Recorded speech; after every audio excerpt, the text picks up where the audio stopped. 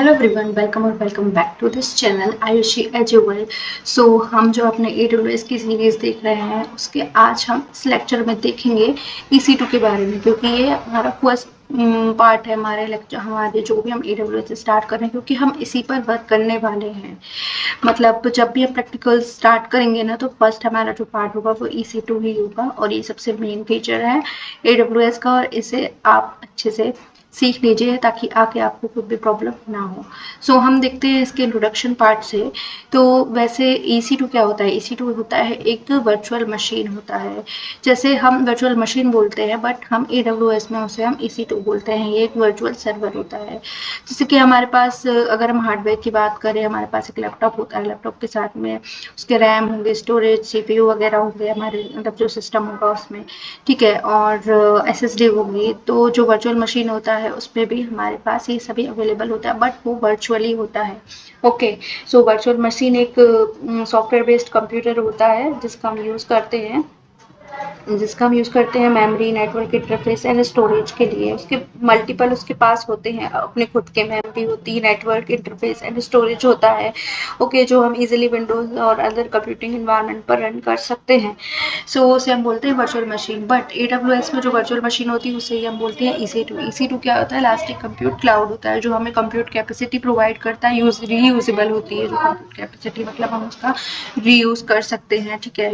और इसमें free tier details होती है, जैसे कि अगर हम फ्री टियर अकाउंट बना रहे हैं तो वो हमें 12 मंथ के लिए फ्री देगा। हम 12 मंथ के लिए फ्री सर्विसेज यूज़ कर सकते हैं। उसमें कुछ फ्री सर्विसेज होती हैं, फ्री मशीन्स होते हैं, लाइक T2.micro, T3.micro इंस्टेंस हम उसका यूज़ कर सकते हैं। और इसमें क्या होता है हमें कि 750 जो पर मंथ बिलिंग फॉर्मेट होता है, हमें 750 आवर्स पर मंथ फ्री मिलता है लिनक्स RHEL में। ओके। और हम T2.micro, T3.micro यूज़ करेंगे तब। बाकी हम अगर T2 डॉट लार्ज और एक्स लार्ज यूज़ करेंगे तो उसमें हमें फ्री नहीं मिलेगा, और हमें पर मंथ मिलेगा 750 आवर्स। मतलब अगर हमने एक मशीन बनाई है और उसे 1 मंथ के लिए हमने उसे अप रखी है, तो हमें वो 750 आवर्स तक ही हम उसको अप रख सकते हैं, ठीक है। अगर हमने उससे ज़्यादा यूज़ किया तो हमें बिल जनरेट होगा 750 आवर्स पर मंथ। विंडोज़ और विंडोज़ के लिए भी हमें इतना ही टाइम मिलेगा, 750 आवर्स, जिसमें हम T2.micro, T3.micro इंस्टेंसेस का यूज़ कर सकते हैं उन रीजन में, ठीक है। और इसमें हमें 30 GB volume per month free मिलता है, लेकिन जब हम इसकी मशीन क्रिएट करते हैं तो 30 GB वॉल्यूम वो ही ले लेता है, और 30 GB वॉल्यूम ले लेता है, इसलिए हम उसको स्टॉप करके टर्मिनेट करके रखेंगे। स्टार्टिंग में हम आपको टर्मिनेटिंग का ही कॉन्सेप्ट बताएंगे। तो चलिए अब हम देखते हैं इसका नेक्स्ट स्लाइड।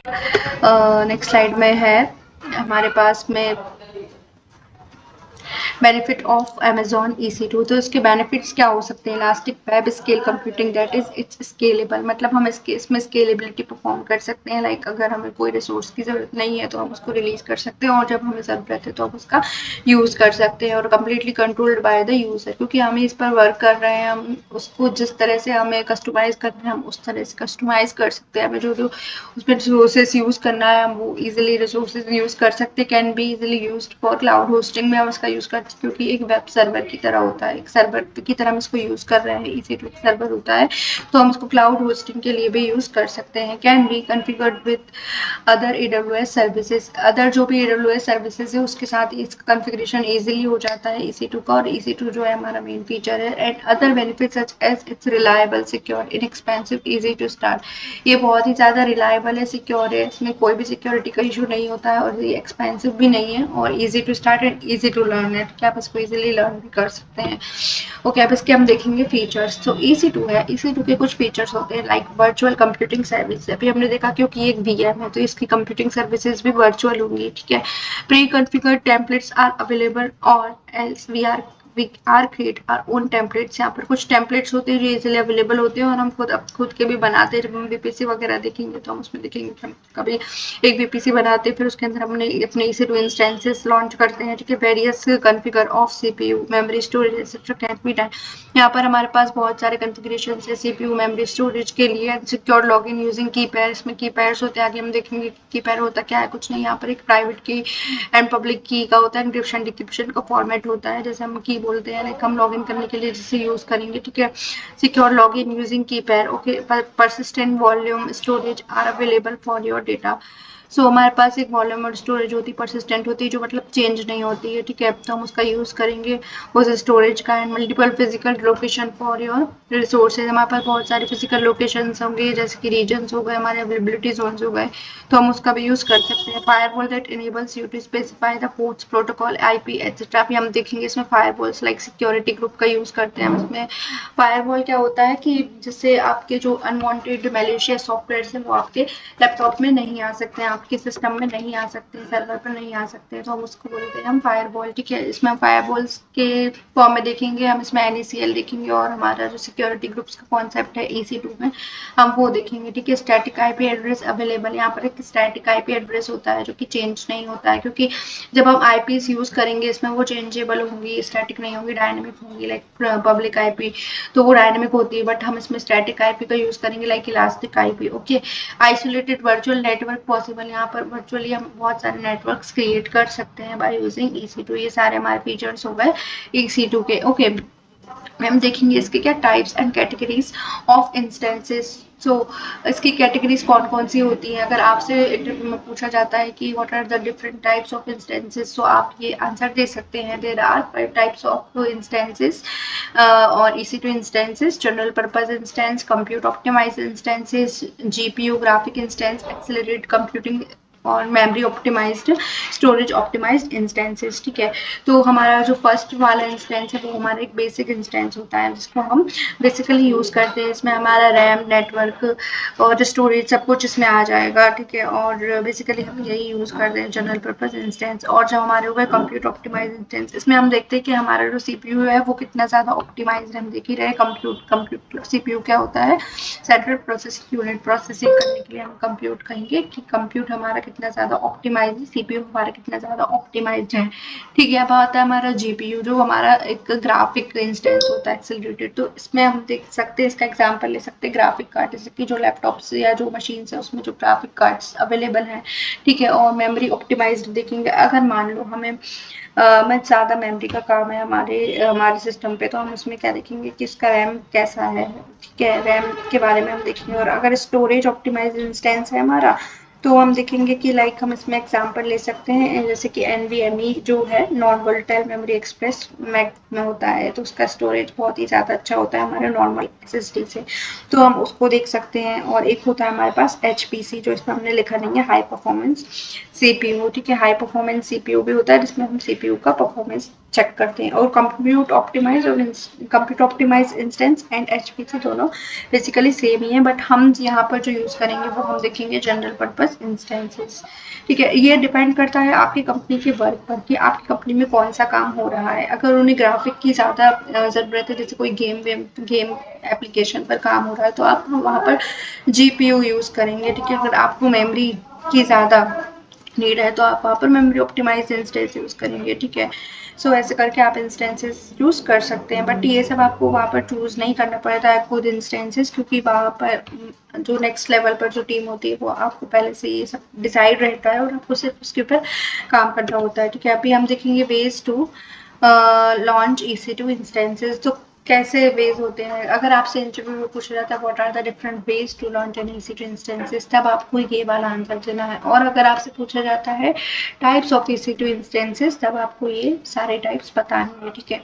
सो वेज होते हैं हमारे 3 वेज होते हैं: ऑन डिमांड स्पॉट इंस्टेंसेस एक होता है, और एक होता है रिजर्व्ड इंस्टेंसेस, ठीक है। सो ऑन डिमांड इंस्टेंस क्या होता है कि lets you pay for compute capacity by the hour with no longer term commitments. मतलब जितनी भी आपने कंप्यूट कैपेसिटी का यूज़ किया है आपके AWS में EC2 के फॉर्म में, तो आपको सिर्फ उसी का ही पेमेंट करना होता है, बट इसमें कोई कमिटमेंट नहीं होता है। AWS की तरफ से भी कोई कमिटमेंट नहीं है और आपकी तरफ से भी कोई कमिटमेंट नहीं है कि आप AWS को कब अपना EC2 इंस्टेंस वापस करेंगे, क्योंकि ठीक है, जब इसमें होती public IPs, but public IPs ना फ्री नहीं होती है। अगर आप उनका यूज कर रहे हैं तब तो ये फ्री है, लेकिन उसका यूज नहीं कर रहे हैं आप पब्लिक आईपी का, तो वो फ्री नहीं होती, तो आपको बिल जनरेट होता है। और ये बहुत ही लिमिटेड होती है, AWS के पास नहीं होती है, बहुत कम होती है पब्लिक आईपी।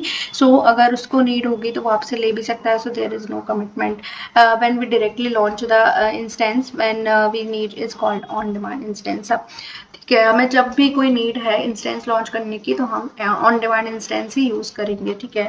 बट हमारी तरफ से इसमें AWS को कोई कमिटमेंट नहीं है, हम कितनी देर के लिए रख रहे हैं हम रख सकते हैं, ठीक है। और फिर होता है हमारा spot instance.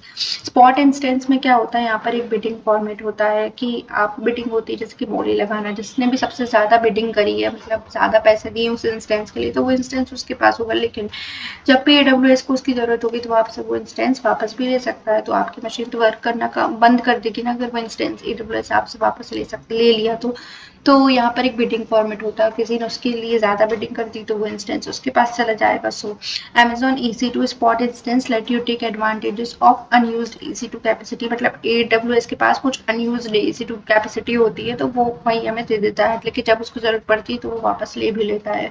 Earlier bidding on space spare EC2 capacity was done to request spot instances. Now in the new pricing model bidding is not required, ठीक है। जो भी न्यू आया है तो उसमें bidding required नहीं होती। When you use a spot instance you are taking a risk that if demand increases you will lose access of to the spot instance, ठीक है। अगर डिमांड बढ़ गई तो आपका spot instance जा भी सकता है। You are given a 2-minute warning before termination.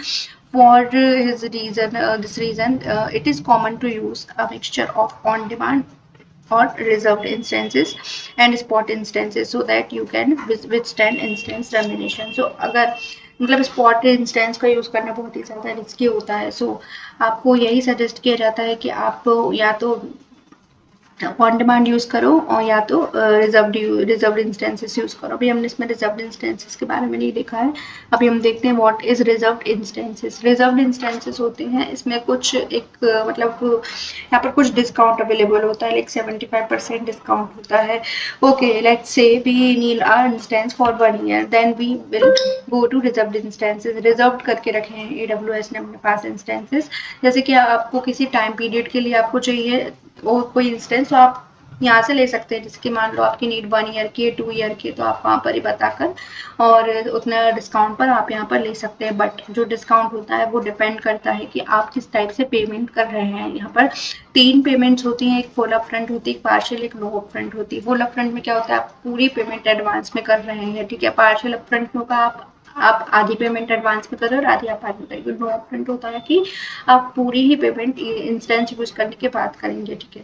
सो वो उसके ऊपर डिपेंड करता है। ओके सो ये हो गए हमारे 3 टाइप्स के instances, on demand, spot and reserved. और आप यहाँ पर कौन सा इंस्टेंस यूज कर रहे हैं, आप हम यूज करेंगे ऑन डिमांड इंस्टेंस, ठीक है। और हम स्पॉट नहीं करेंगे क्योंकि स्पॉट ज़्यादा रिस्की होता है। हम रिजर्व्ड इंस्टेंसेस के बारे में भी देखेंगे। ओके सो यहाँ पर है कुछ differences. On demand kind of default mode, you request an instance. If there is a free capacity, you will get the instance. No long term commitment, but once you get an instance, it's yours, ठीक है। On demand में कोई भी long term commitment नहीं होता है, but हमने जब उसको ले लिया और इसमें हमें कोई भी डिस्काउंट भी नहीं मिलेगा, ठीक है। डिस्काउंट हमें सबसे ज्यादा मिलता है रिजर्व्ड इंस्टेंसेस में, 75% का डिस्काउंट मिलता है, ठीक है। अब आता है हमारे पास रिजर्व्ड। सो रिजर्व्ड में you have guarantee that you will get the instance type in the selected region. जहाँ पर AWS हमसे वापस नहीं ले सकता है क्योंकि वो रिजर्व्ड है और हमने उसको 75% डिस्काउंट पर लिया है। बट जो स्पॉट इंस्टेंस है वो हमसे ले भी सकता है, ठीक है। It's kind of option bidding of unused capacity. You ask for an instance, you provide your maximum price, and if there is free capacity and your price is at the current price or higher, you will get an instance. मतलब हमारा price सबसे ज्यादा है तो हमें मिल जाएगा, ठीक है। And the difference is if the free capacity is exhausted or the current price is higher than your maximum bid price, your spot instance is terminated, you can get a termination warning event upfront. मतलब अगर किसी ने उससे ज्यादा की bidding कर दी है या AWS को उसकी नीड है तो वो हमसे ले लेगा, बट उसके पहले एक वार्निंग आएगी हमारे पास स्क्रीन पर और हम उसे देखेंगे और वो हमारा इंस्टेंस हमसे वापस लेकर चला जाएगा और हम कुछ भी नहीं कर पाएंगे। इसलिए स्पॉट इंस्टेंस थोड़ा रिस्की है, तो हम ऑन डिमांड रिजर्व यूज करते हैं।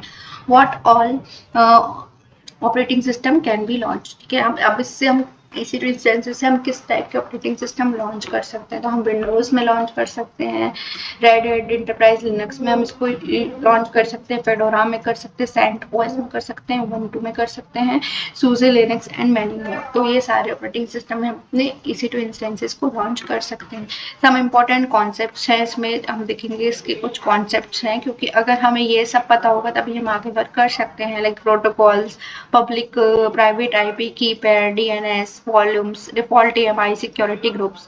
सो ये सब हम अपने नेक्स्ट लेक्चर में डिस्कस करेंगे कि व्हाट आर ऑल दीज, और इनकी डेफिनेशंस हम डिस्कस करेंगे, इसके बारे में अच्छे से हम पूरा देखेंगे। सो तब तक के लिए stay tuned with me guys and do like, share and subscribe to this channel. If this is beneficial for you, you can share this channel to your friends also, so they can get benefit by this channel. Thanks for watching and bye bye.